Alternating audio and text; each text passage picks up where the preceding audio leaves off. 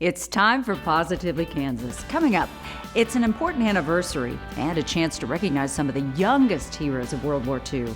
It's a story of youthful courage and breaking the rules at the same time when the fate of the world was hanging in the balance. Also, Kansans enjoy watching and playing all sorts of sports, but here's one that has a long tradition in our state and you probably didn't even realize it. We'll have the story. Plus, it's one of nature's Cinderella stories, a little crawly creature that transforms into a beautiful being that spreads its wings and takes flight. Another fascinating Kansas Wild Edge is on the way. And folks in a central Kansas town have a new way to have fun together in trying times when we're all supposed to keep our distance. Anna Spencer shows us what it's all about. I'm Sierra Scott. Those stories are ready to roll on this edition of Positively Kansas. Positively Kansas is brought to you in part by... Before investing your hard-earned money, make sure your financial advisor understands your objectives. Mark Douglas, CFP, serving our community for over 20 years, providing customized financial solutions that focus on the individual. Blue Cross and Blue Shield of Kansas serves more than 930,000 Kansans in various programs. Independent, member-owned. Blue Cross and Blue Shield of Kansas, an independent licensee of Blue Cross and Blue Shield Association, supports KPTS. Program support provided by the F. Price Kosman Memorial Trust, Entrust Bank trustee, bringing you the Kansas Wild Edge segments on Positively Kansas.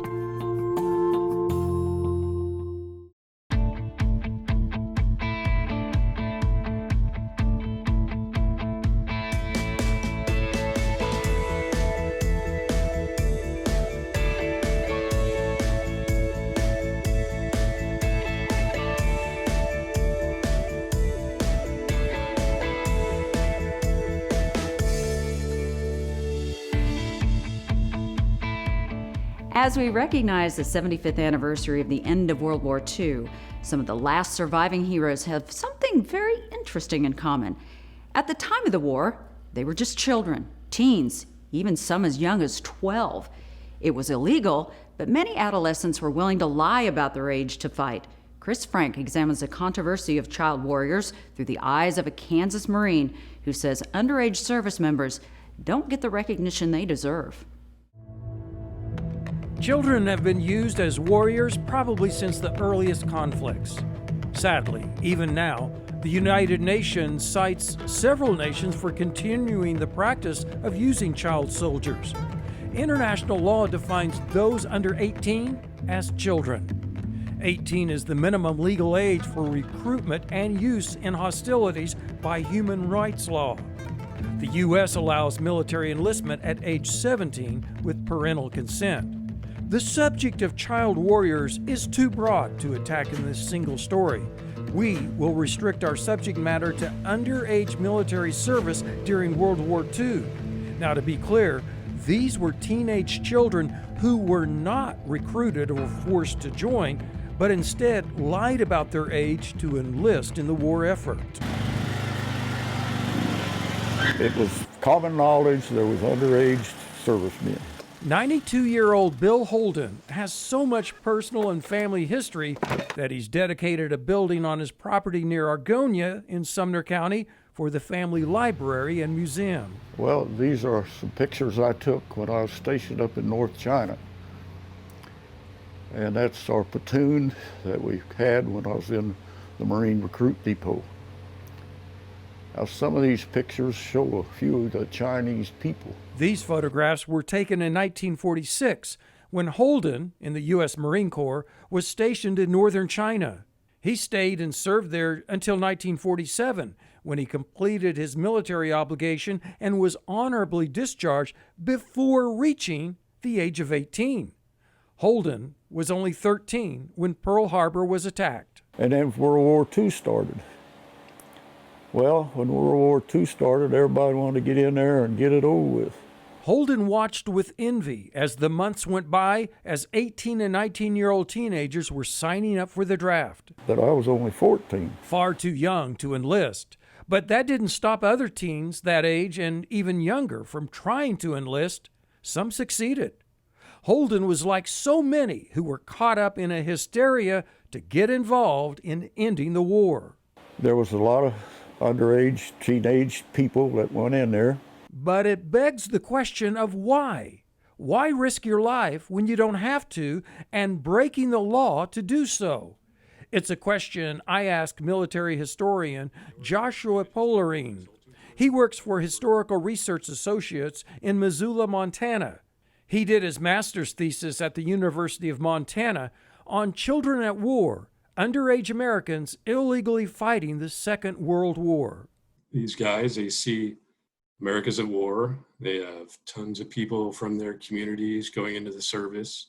Everybody's doing it. They want to do their part. I mean, it's young kids, so what else are indestructible, right? Polarine researched several WW2 veterans of underage military service, called VUMs for short. The number of guys I interviewed, they came from broken homes, for lack of a better term. I don't mean that in a negative way. And that was Bill Holden's situation. Holden was born in 1928 in Byron, Oklahoma, a very small town in northwest Oklahoma. His mother died when he was 6, putting a great strain on his father trying to raise 6 children during the Great Depression. The family moves to Wichita. As a teenager, Holden ran off to work on a western Kansas ranch. But by the time he returned to Wichita, what was left of his family was gone. I was homeless. I lived in those streets and alleys of Wichita. Holden says he did whatever jobs he could find to survive. Now, at that time, bowling alleys had a room in the backs for the boys that set pins. They didn't have automatic pin setters. And we stayed in there. And when somebody come in to bowl, well, we'd get out of bed and go set the pins. And you made a few dollars that way. Polarine says Holden's situation was fairly typical of the child soldiers of World War II. I talked to a number of guys myself who had similar stories. And in my research or my thesis, I had the chapter why. I told it for God, for country, for 3 square meals a day. So for many underage, enlisting was a search for stability. There was that sense of patriotism, but a lot of it was just food, a place to sleep, a warm shelter. What you got here, sailor? Seaman First Class Graham reporting as ordered, sir. Perhaps the most noted case of underage military service was that of Calvin Graham. Seat over there, Graham. Be just a few minutes. Yes, sir. He was only 12 years old when he enlisted and served in the Navy. Well, I'll be. You're only 12 years old. What do you mean, sir? I'm 17 years old. You will be in about 5 years, but for now, you're 12 years old. No, sir. You've lost your primary molars, son, but your 12-year molars aren't even in yet. You've still got your baby teeth. Sir, this is a mistake. A movie titled Too Young the Hero depicted his service on the USS South Dakota battleship. Get down!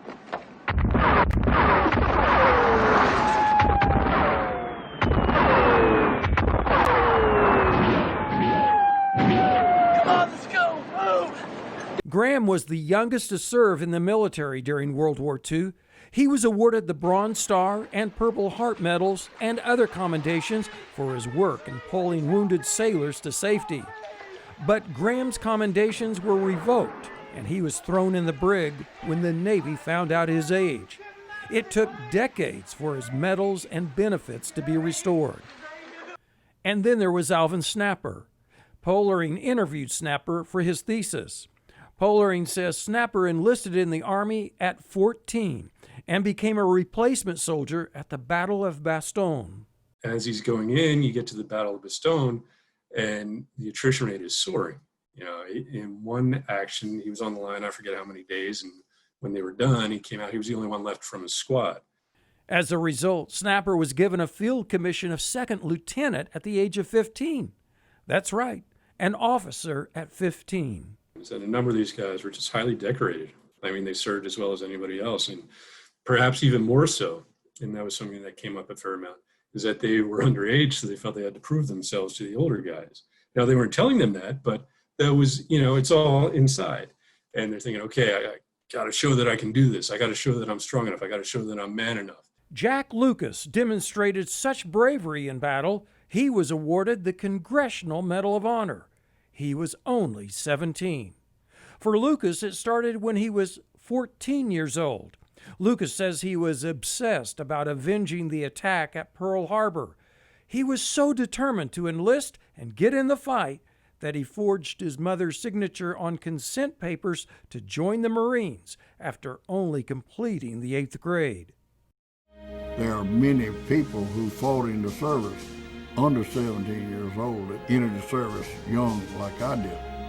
They had that good old American spirit. They wanted to stand up for America. And stand up for America he did. The fierce fighting which led to his Medal of Honor was the Battle of Iwo Jima. Lucas was part of Pollarine's research. I had the opportunity to talk to him. He got it on Iwo Jima for covering 2 grenades with his body. He and 3 other Marines were fighting in trenches against 11 Japanese soldiers. 2 grenades landed in the Marines' trench. Lucas jumped on them to save the others. 1 detonated, 1 didn't. He was critically injured. President Harry S. Truman presented Lucas with the Congressional Medal of Honor. I'd never heard of Iwo Jima in my lifetime. I knew I was on the way to war, and that's where I wanted. That was my obsession. They ran the risk of being jailed and booted out of the service if they were found out to be underage. And at that time, they could lose veterans' benefits they were entitled to. For all they did, for all their service to the country, for all they had been through, they still ran the risk of having that all taken away. I mean, it's like living in a state of fear. There's no escape. And that's why these guys have to maintain their, fraudulent birth date. They had to maintain their lies, he says, even if it meant suffering abuse. You're nothing but a liar. If you wanted out of the Navy so bad, why didn't you tell them the truth? But you're a dirty lying coward bucking for stateside. Despite those risks, Wichitan Bill Holden was desperate to sign up. So eventually I figured out a birthday that made me 18. The draft board accepted him. I went down to sign up for the draft and got in the Marine recruiting office. He signed me up for the Marine Corps. He sent me next door and got my draft card. Holden was accepted, passed the physicals, and on his way to basic training. And when I got out, they put me on a troop ship to China. He was only 16 years old. Victory over Japan had already occurred, so Holden was part of a post-war Marine occupying force in China. And we gave China back to the Chinese people. Holden completed his obligation and returned to Wichita. He's got these 4 medals honoring his service. They gave me 4 medals: the Asiatic Pacific Campaign, the China Medal, the World War II Victory Medal, and an honorable discharge for the United States Marine Corps. And I had not yet reached my 18th birthday. So by the time he was of legal age to join the military on his own, he had already completed his service, including serving on foreign soil. There was a lot of underage, teenage people that went in there, and they lost out on their teenage years serving the country. And I thought they needed some sort of recognition. Historian Pollarine says the military was reluctant to give that recognition then because servicemen lied to get in. Yeah, it's a very thin line and a very thick gray area. What to do about this? How can we acknowledge these guys, these liars, right? And then, that compounds the factor. Well, okay, so you say you were underage. And, well, I have your birth certificate. It says 1923. A group called Veterans of Underage Military Service, VUMS for short, works to get those vets recognized. Its founder got assurances from the military branches that the services weren't interested in prosecuting those who lied about their age to serve. That group also says it's a myth that the underage will lose benefits for underage service. And I think somebody should acknowledge them. Over the decades, those underage warriors of World War II have been getting some recognition through movies and stories like this. And so we honor the service of underage service members like Bill Holden. From Argonia for Positively Kansas, this is Chris Frank. Those too young to serve continue to find ways to get into the service branches even after World War II. But historian Joshua Pollarine says it's more difficult to falsify birth records now. He says by the time of the Vietnam War, better record keeping made it nearly impossible for children to enlist. Now to the battles of sports. Kansas has a rich sports history. Basketball, football, baseball, soccer, watched and played by countless Kansans. But we're about to show you another sport that's also been part of the Sunflower State for decades. And we bet that you probably can't guess what it is. Anthony Powell gives us a look. Be honest. Did you ever really think about Hayesville being home to one of the oldest polo clubs in the United States? We have a lot of history here. Fairfield Polo Association President Mike Carney says polo first came to the U.S. in 1895. He adds Kansas's wide open pastures and countless horses made the state perfect for the sport. Polo emerged in Wichita around 1925, with the wide open fields of Hayesville paving the way for Fairfield's formation in 1931. We had an actor come out from LA one time to play in a charity game, and when he saw Kansas, he goes, I just imagine polo fields. I just imagine polo fields. He saw so much flat land. You know, you could put a polo field here, you could put a polo field there. As we found out, polo is grueling. The field is 300 yards long and 160 yards wide. I love how physical it is. I'm really competitive and I really enjoy the physical aspects of the sport because you have to bump and you have to get your body into the play. It's kind of like hockey like that. Plus, I also just love the connection with horses. Manhattan Kansan Rayanne McGill is part of a growing number of women who play polo. In fact, women now make up about half of all polo players in America. Rayanne loves competing against the men. Everyone's really welcoming and inclusive, but because it's a co-ed sport, maybe you can get a bit of intimidation, but you just go out there and play better than them, and then they learn real quick that they need to respect you. On and off the field, they take their polo seriously here at Fairfield. There's even an announcing team. But for spectators, it's more of a time to relax, get outside, and enjoy some fresh air. I mean, you're basically in a park setting and, come out and have a drink and enjoy the action and get to know the players. Chances are, if you're not a player or directly involved with polo in some other fashion, you don't have a clue about this game. We spoke to one gentleman who didn't know anything about it. Then he paid a visit here. Now he feels like he's really into it. Oxford, Kansas resident Kevin Rule says he had driven by the polo fields for years and finally decided to take his family to a match. Oh yeah, it's awesome how fast they're riding the horses trying to hit the ball. It's probably harder than you think. They're missing the ball. That's hard, but the horses are awesome. It's great atmosphere. People are out. Everybody's nice. You can tailgate. It's been pretty fun. So you learn something new all the time. Polo in Kansas. Who would have thought? And while it likely won't ever be as popular as the more well-known sports, once you check it out, polo might just hook you. Oh yeah, we'll be back. In Hayesville, I'm Anthony Powell for Positively Kansas. Matches are played at Fairfield each May through September. Anyone's welcome to come watch, and it's free. It's also free to watch the beauty and drama of Kansas wildlife. You just have to walk out the door. In this week's Kansas Wild Edge Report, Mike Blair shows us the amazing metamorphosis of some of Kansas's most gentle and beautiful creatures.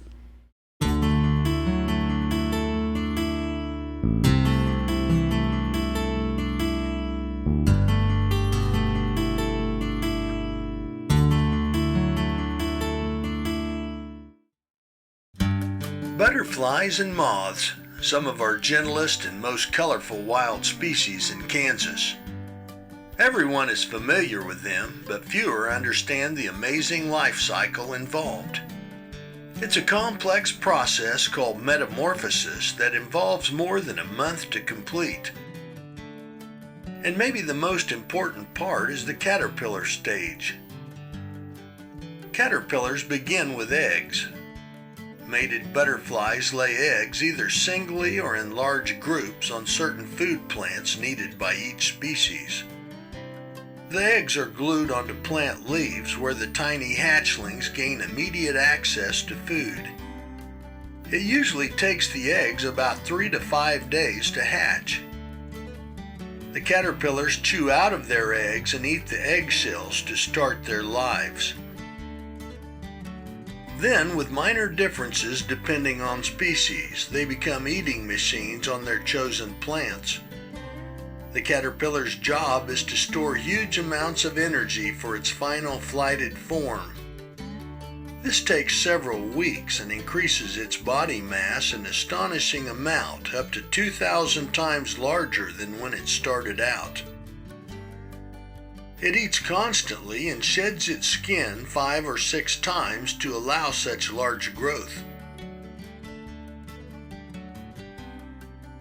Each size change is called an instar, and each new instar often eats its old skin before resuming its salad feast. Caterpillars are unique to their individual species. Some are smooth. Some are hairy. Some are bristly or even knobbed. Some can sting, but most are harmless. Many are colorful,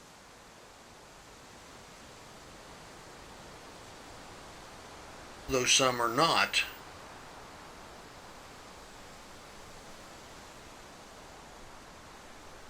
The biggest are giants,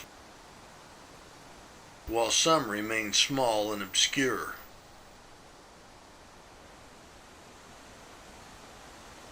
Either way, when full-sized, they may leave their food plant and wander, or they may pupate right where they started. Moth caterpillars often go to ground, even digging into the soil to form a pupal case.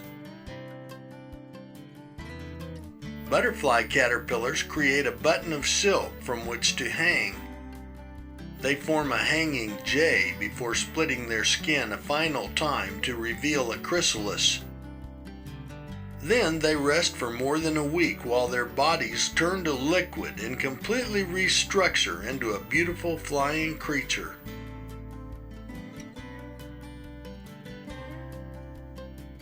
At the end, they emerge from these cocoons to finish their lives. Some moths never feed, living only a few days to mate and lay eggs. Others, especially butterflies, live for weeks to deposit hundreds or even thousands of eggs. They feed on the nectar of flowers while completing this important work. And a few species, like painted lady or monarch butterflies, actually migrate south for hundreds or even thousands of miles.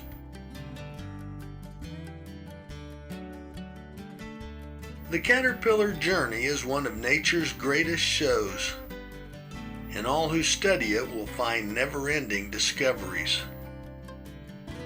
I'm Mike Blair for Positively Kansas. Next week, Mike takes us to a place where all kinds of Kansas animals gather to share a drink. It's a modern-day treasure hunt with clues, cash, and loads of prizes. Anna Spencer takes us out to Butler County, where they're finding a way to engage residents of all ages in some good old-fashioned family fun using today's smartphone technology. Welcome to Small Town America, home of friendly neighbors, quiet streets, and a new twist on family fun, as organizers of the Augusta Treasure Hunt hide prizes near the clock tower downtown. The idea behind the Augusta Treasure Hunt is a cross between a scavenger hunt and the Kindness Rock Project. The group creator, who wishes to remain anonymous, says he thought of the idea after a visit to Iowa and wanted to find a way to do something fun during the COVID-19 pandemic. We saw people have done that, so try to come up with something creative, find something no one's done. I decided why not hide toys for kids and try to, through the whole COVID, try to keep families motivated, get them out of the house, be a family, hang out together. The treasure hunt is simple. Organizers purchase prizes, create clues, and post them on Facebook. The social channel serves as the hub of the treasure hunt. With more than 1,100 followers, the group grew in popularity in just a matter of days. Followers get notifications about new treasure hunts and a sneak peek at some of the prizes. Clues are posted as riddles, and once a prize is found, the winners post their photos to the Facebook page and a new clue follows. For the Bowman family, the Augusta Treasure Hunt is a big hit. It's lots of fun. I think we found $20, a skateboard, a fishing pole, some cookware. It's lots of fun, and it's lots of family fun, and my daughter's done it with her friends. Bowman says her daughter saw the Facebook page and they decided to play along. Following weeks of being stuck at home, they welcomed the opportunity for adventure. The treasure hunt became a big source of family fun. The family goes out together, phone in hand, cruising Augusta, hoping to come up big, whether it's a prize or just a good time, which is exactly what the treasure hunt creator had in mind. I'm happy that I get to see people like excited and motivated to go find stuff, like do treasure hunt, scavenger hunt. This makes me really motivated and happy. At the start, treasure hunt organizers say they purchased the prizes themselves, and local businesses and residents quickly joined the fun, offering coupons, cash, and prizes too. It's all about seeing smiles and bringing people together during these strange and unusual times.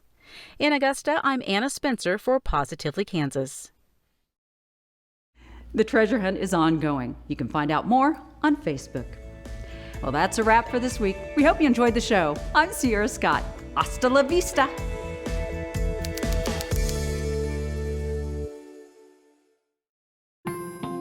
Program support provided by the F. Price Kosman Memorial Trust, Entrust Bank trustee, bringing you the Kansas Wild Edge segments on Positively Kansas.